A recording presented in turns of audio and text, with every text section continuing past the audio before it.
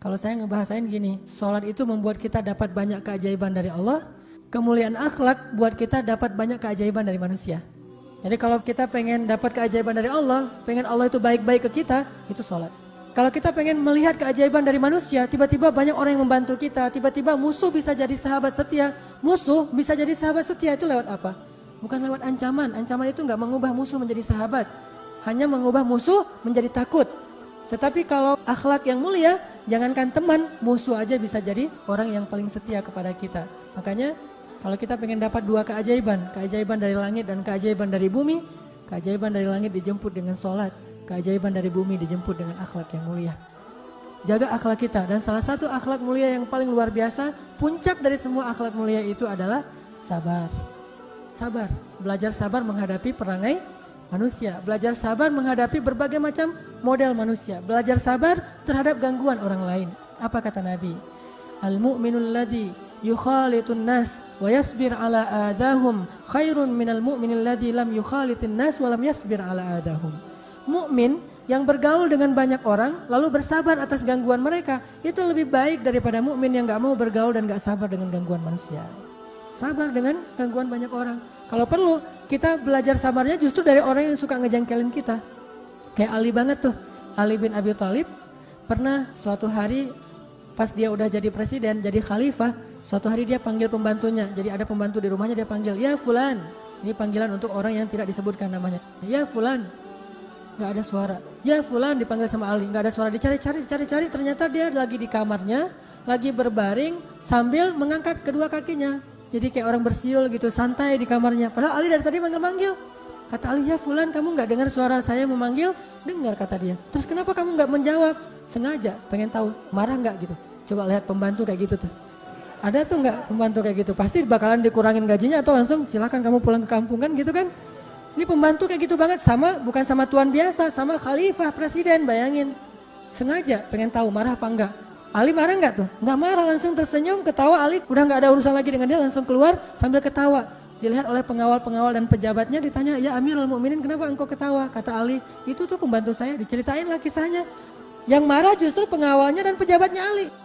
Ali aja enggak marah, pejabatnya malah marah. Terus mereka bilang, "Ya Amirul Mukminin, ya sudah biar kami marahi dia, atau kita ganti aja. Kami punya banyak stok pembantu yang lain yang akan siap untuk bekerja di rumah Anda."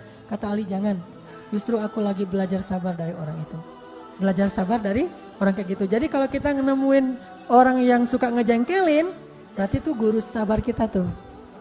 Misalnya kalau saya sering di jalan dulu suka ramai sama supir angkot gitu ya.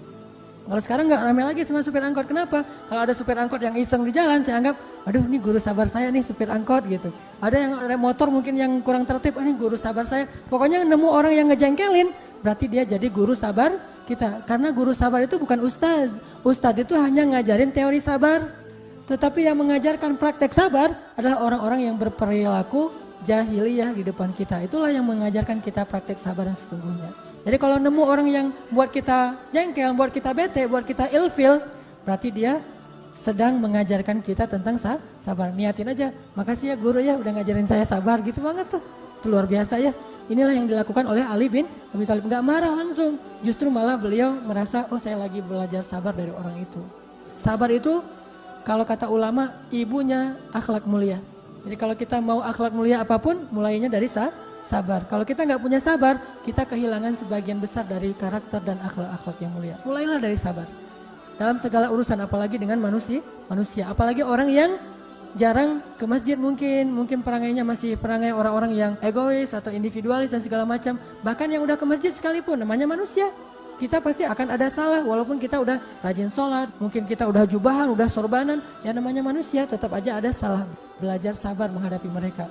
Kalau kita sabar, insya Allah yang musuh pun bisa menjadi kawan sejati atau bahkan pembela kita suatu saat nanti. Ini nih yang dimiliki oleh para sahabat, dilatih 13 tahun di Mekah, sabar banget. Sehingga akhirnya apa? Ikrimah, anaknya Abu Jahal yang dulunya menyiksa Bilal, ternyata suatu saat menjadi salah satu pembela kaum muslimin. Yang dulunya menyakiti para sahabat 13 tahun di Mekah, suatu saat nanti mereka lah yang membela para sahabat di Madinah.